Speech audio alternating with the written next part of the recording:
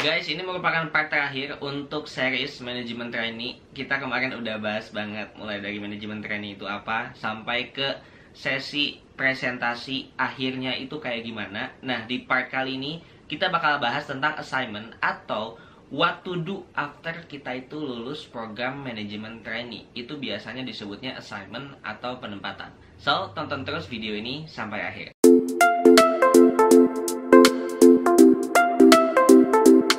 Halo guys, balik lagi bersama aku Fauzi di channel Jejak Zamzami. Thank you banget buat teman-teman semuanya yang udah selalu nonton video-video aku. Dan buat teman-teman semuanya yang belum nonton, jangan lupa untuk tonton. Dan jangan lupa juga untuk like, comment, share, dan juga subscribe biar aku makin semangat untuk bikin video buat teman-teman semuanya. Nah, di video kali ini aku bakal sharing ke teman-teman semuanya tentang assignment atau penempatan setelah lulus MT. FYI, buat teman-teman semuanya, kalau misalkan teman-teman udah ngejalanin program MT nih, ada yang 6 bulan, ada yang 1 tahun, itu nggak semuanya nantinya bakalan lolos atau lanjut ke tahap selanjutnya, yaitu assignment ini. Jadi memang program MT ini tuh kayak teman-teman tuh lagi kuliah atau lagi sekolah, ada yang lulus, ada yang enggak. Kayak kita lagi di kelas aja, kalau misalkan kita itu kuliah, terus ngambil satu mata kuliah, katakanlah mata kuliahnya itu ekonomi. Nah, itu kan ada orang yang dapat nilai A, B, C, D gitu. Dan ada yang orang nggak lulus, dia harus ngulang lagi gitu. Nah, kurang lebih kayak gitu. Cuman kalau di program MT ya kalian nggak bakal ngulang lagi. Kalau misalkan nggak lulus, ya udah di-cut. It means bahasa kasarnya ya dikeluarin atau dipecat gitu. Nah, dan surprisingly aku udah penempatan. Berarti it means aku lolos untuk program MT-nya selama 6 bulan kemarin. Nah, untuk di beberapa perusahaan itu assignment atau penempatan itu memang beda-beda. Jadi ada yang memang penempatannya harus ke cabang, ada yang memang cuma di pusat. Itu memang beda-beda karena setiap perusahaan pasti punya skemanya masing-masing. Tapi secara general untuk penempatan nantinya, teman-teman itu bisa ditempatin di at least 2 tempat. Yang pertama ada di kantor pusatnya, yang kedua ada di cabang. Nah, kalau case-nya di perusahaan aku ini, itu memang ditempatinnya harusnya itu di cabang. Nah, cuman kebetulan aku dapet kesempatan untuk bisa langsung ke head office itu sendiri. Jadi ya sekarang aku di head office. Kalau misalkan pertanyaannya bagian apa, itu aku bagian PBF, Technical and System. Nah, dan job desk utamanya itu sebenarnya aku handle B2B Digital Partnership, dimana nanti aku bakal handle kalau misalkan ada nasabah yang mau pengajuan lewat partner. Nah, si partner ini bakal ngasih ke aku.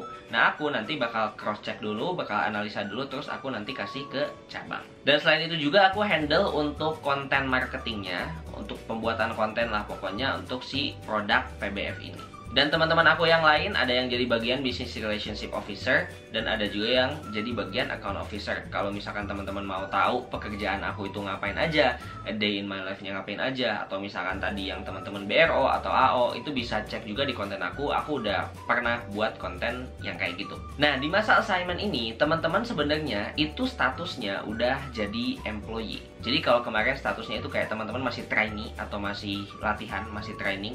Nah, sekarang teman-teman udah jadi employee. Jadi sebenarnya teman-teman udah normal aja, kayak kerja biasa gitu, yang nantinya mungkin setiap setahun sekali teman-teman bisa nego untuk naik gaji. Teman-teman misalkan nanti itu bakal dapat promosi kalau teman-teman memang oke di bidangnya. Jadi udah kayak karyawan pada umumnya, nggak under si label MT lagi. Bener-bener udah layaknya karyawan pada umumnya, sama kayak orang di kantor gitu. Nah, dan untuk lolos ke assignment ini, untuk lolos program MT ini, itu kan sebenarnya enggak hanya dinilai dari final presentation-nya. Kalau misalkan teman-teman kemarin ngikutin part 1 sampai part yang sekarang ini, nah itulah yang sebenarnya bakalan dinilai sama reviewernya nanti, sama mentor teman-teman, apakah teman-teman itu layak untuk assignment atau enggak. Karena nih kalau misalkan teman-teman itu final presentation-nya bagus, tapi misalkan pas on the job training-nya teman-teman jelek, nah itu bisa juga mempengaruhi teman-teman itu bakalan lolos atau enggak. Karena ketika teman-teman pengen lolos di assignment ini, itu kan dilihat dari nilai. Jadi kalau bahasa gampangnya ada kayak KKM-nya lah.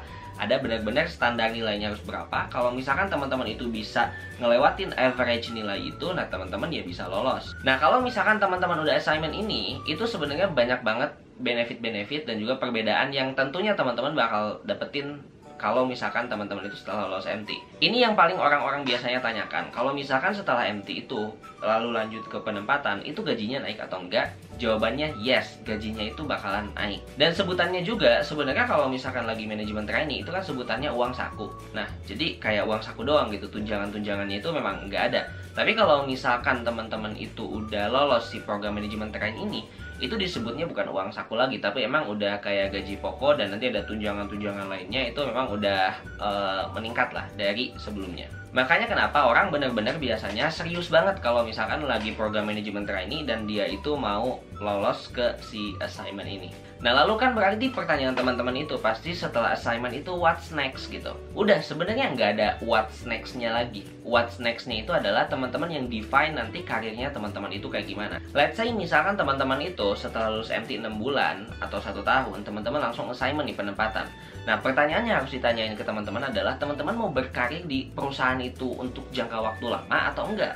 Kalau misalkan dalam jangka waktu lama, berarti kan yang teman-teman kejar adalah posisi atau jabatan di perusahaan tersebut. Misalkan, wah gue pengen banget lama nih di perusahaan BCA, gue nanti pengen sampai jadi kepala cabangnya, gue pengen sampai jadi manajernya. Nah itu yang teman-teman harus liatin karir path-nya teman-teman itu nanti gimana. Jadi what's next-nya itu adalah apa yang teman-teman define. Kalau misalkan teman-teman rasa bahwa gue udah sampai ikadin aja deh gitu, ikatan dinas gue 2 tahun, terus udah itu gue mau cabut dan pindah misalnya ke perusahaan lain atau mau bikin bisnis dan sebagainya, that's how you define yourself. Jadi memang kalau misalkan teman-teman udah assignment itu nggak ada lagi under MT. Kalau misalkan MT itu kan udah jelas nih, 2 bulan pertama teman-teman misalkan ngapain, in class training, terus setelah itu teman-teman observasi, terus setelah itu teman-teman on the job training. Jadi memang ada istilahnya itu jalannya, ada bulan-bulannya teman-teman tuh harus ngapain, ada jadwalnya. Nah kalau sekarang itu enggak, teman-teman bisa jadi misalkan assignmentnya itu bareng nih, ada si A dan ada si B, assignmentnya bareng di bulan Februari karena emang udah lulus MT juga itu di bulan Februari. Nah bisa jadi nih, setahun ke depan di bulan Februari tahun depannya si A ini udah diangkat menjadi supervisor, tapi si B ini itu masih jadi staff biasa, belum jadi supervisor. Nah itulah yang sebenarnya ketika assignment yang dilihatnya lagi ya bukan under programnya harus gimana-gimana, tapi emang teman-temannya. Kalau misalkan teman-temannya itu cepat, teman-temannya itu oke, ya teman-teman bakal cepat naik juga untuk karirnya. Nah dan ketika assignment juga teman-teman tuh bakal di-treat ya as employee pada umumnya, nggak bakal kayak anak MT lagi yang memang kayak lu baru belajar, yaudah kalau misalkan nggak bisa nggak masalah gitu. Nah tapi kalau misalkan sekarang itu ya you wanna be treated like employee yang benar-benar pada umumnya. Nah dan itu the end of MT juga, makanya ya part MT ini bakalan jadi part terakhir. Tapi kalau misalkan teman-teman ada pengen dibahas apa lagi tentang MT yang lebih spesifik, coba teman-teman komen aja di bawah, nanti aku coba buatin pembahasannya. Semoga series atau part-part yang aku bikin ini tentang program manajemen trainee itu bisa jadi ngasih gambaran ke teman-teman MT itu sebenarnya gimana sih gitu. Walaupun sebenarnya setiap perusahaan itu pasti punya program MT-nya masing-masing yang memang punya, dan dia pasti punya skemanya masing-masing dan memang beda. Makanya aku hanya sharing dari point of view aku aja, dan mungkin aku ambil beberapa informasi general yang mungkin aku tahu dari teman-teman aku yang juga ikut MT. Nah buat teman-teman yang udah nonton dari kemarin, thank you banget. Dan kalau misalkan teman-teman mau belajar banyak lagi tentang manajemen trainee, langsung aja lanjut ke konten TikTok aku, karena emang di sana aku bahas lebih spesifik lagi, lebih kecil lagi jangkauannya. Jadi emang lebih enak juga untuk misalkan teman-teman mau cari tahu lebih dalam tentang manajemen trainee ini. Atau kalau misalkan teman-teman juga mau tahu tentang cara bikin CV itu kayak gimana untuk apply manajemen trainee, langsung DM aku aja, nanti aku bakal bantu teman-teman untuk buatin CV-nya atau mungkin nge-review CV teman-teman. So thank you so much guys for watching. Jangan lupa untuk like, comment, share, dan juga subscribe. See you next time and goodbye.